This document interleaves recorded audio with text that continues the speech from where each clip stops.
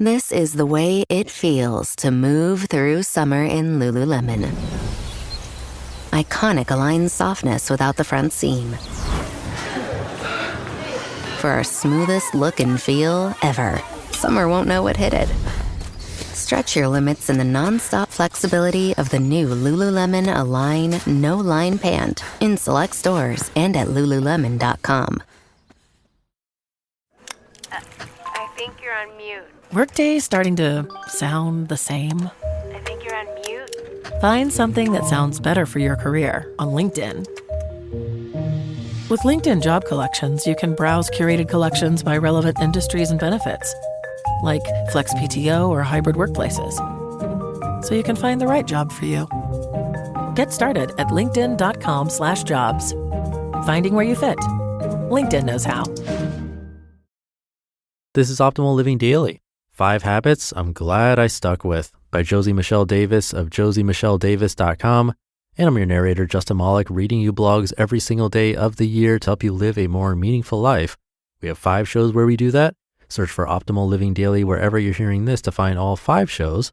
But since you're here, let's get to another post as we optimize your life.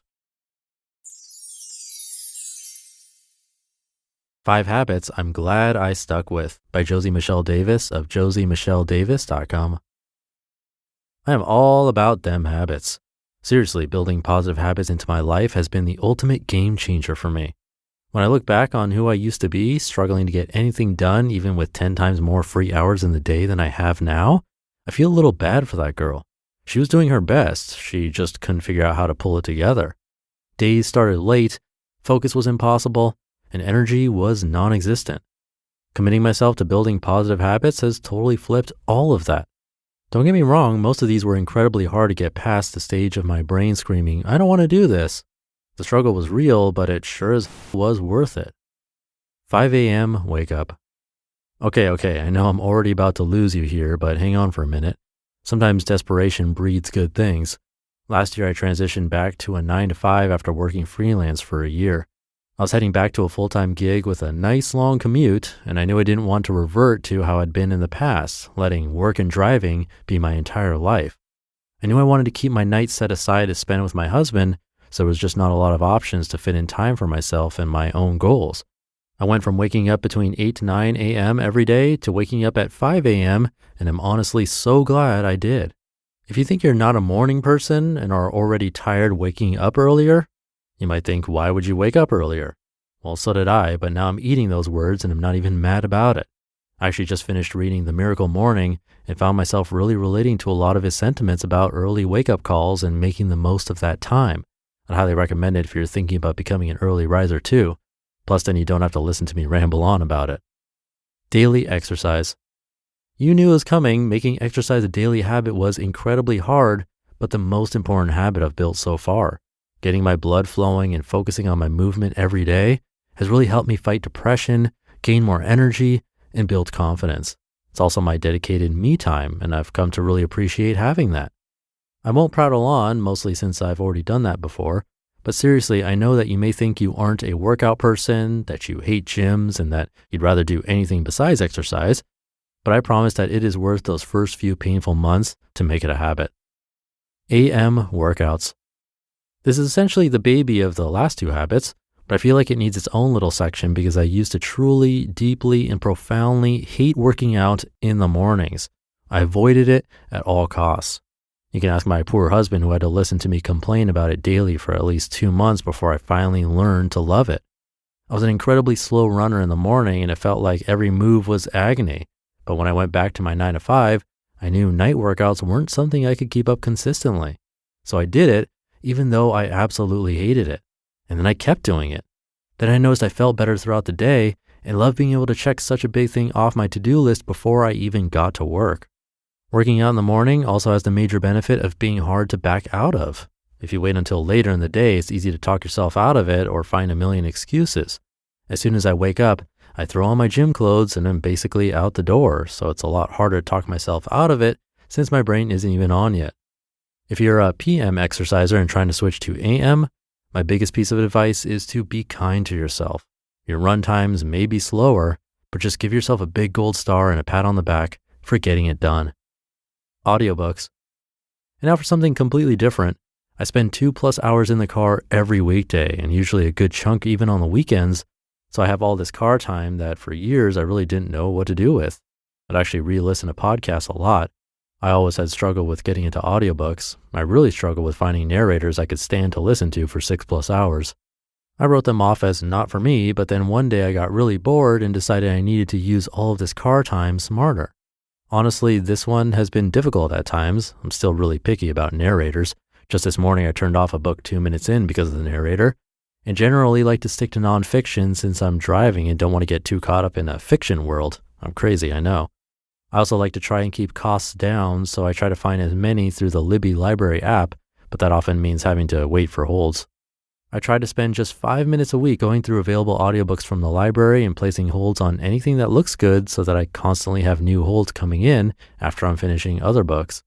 The best part about using the library is that I don't feel guilty if I don't like a narrator and decide to skip the book altogether. The reason that I'm so glad I've made listening to audiobooks a habit is that I've listened to so many life-changing books in the last year that I know I wouldn't have gotten through it if I had to try to find time during the rest of my life. Utilizing that driving time has been one of the best things I've done for myself recently. Writing. When I was a teen, I used to scribble in my journal every night. What started as an English assignment easily became a habit I loved, and that helped me a lot. When I started to get paranoid that someone was reading my journals, I stopped altogether. Ever since then, it was a struggle to get myself to write. I'd buy myself a nice notebook, write in it for 2 days, and then never touch it again. Even on my blog, I would avoid writing more than a paragraph or two, mostly just about style and other easy things. The beginning of this year, I put my foot down. I knew writing was something I always loved and I needed to get back to, so I made a goal of writing every day, even if it was just jotting some thoughts down in my phone's notepad app. Not only have I really enjoyed sharing my writing on the blog now, I also have gotten back to daily journaling as part of my morning routine. Getting my brain moving and having a space to release some of the trapped thoughts has really helped me let go of things just a little easier. Overall, I think building positive self-growth habits into your daily life is something we should all strive for. I really struggle with all of these things, but I took them one at a time and one day at a time. And once I got through that painful adjustment period, I found myself wondering how in the heck I'd made it this far in life without them. You just listened to the post titled 5 Habits I'm Glad I Stuck With by Josie Michelle Davis of josiemichelledavis.com, and I'll be right back with my commentary. Summer nights used to be brutal for me, tossing, turning, flipping the pillow, until I discovered Cozy Earth. Their temperature regulating sheets have completely transformed how I sleep. They naturally wick away heat and moisture, helping me stay several degrees cooler even during the hottest nights. I honestly noticed the difference the very first night, and it's not just the sheets. Their all-day tea and studio pant collection have become my go-to for ultimate comfort and breathability during the day. It feels like I'm living in a temperature-controlled cloud, whether I'm lounging at home or trying to stay cool while working. Plus, Cozy Earth offers a 100-night sleep trial, so you can test them during the peak of summer. If you're not completely in love, you can send them back hassle-free, and all their bedding products come with a 10-year warranty. Upgrade your summer. Go to CozyEarth.com and use code OLD for 40% off best-selling temperature-regulating sheets, apparel, and more. Trust me, you'll feel the difference the very first night. Sleep cooler, lounge lighter, stay cozy. Today's episode is brought to you by Strawberry.me. Feeling a bit stuck professionally even after all your hard work? Maybe you're eyeing a promotion, searching for a more fulfilling job, or just unsure about your next career step. Strawberry.me Career Coaching is here to help you move forward with confidence. They connect you with a certified career coach who truly understands your unique challenges and aspirations. This isn't about generic advice. It's a personalized, collaborative coaching experience focused on your goals. Your coach will help you uncover hidden strengths and develop strategies to stand out and advance faster. They provide guidance and accountability, empowering you to make real, lasting progress. Because knowing what to do is one thing, but having a dedicated coach to guide and support you, that's how significant career growth truly happens. Your next big opportunity is waiting. Let Strawberry.me help you get ready for it. Get started today at Strawberry.me/old and claim your $50 credit. That's Strawberry.me/OLD, because your career success shouldn't wait. And thank you to Josie. This is a very different strategy than what Cal Newport talked about 2 weeks ago, right? He flat out said, don't set a goal to write every day. But this is working for Josie. Same with exercise for her or waking up at 5 a.m. It's a great example of how different things work for different people.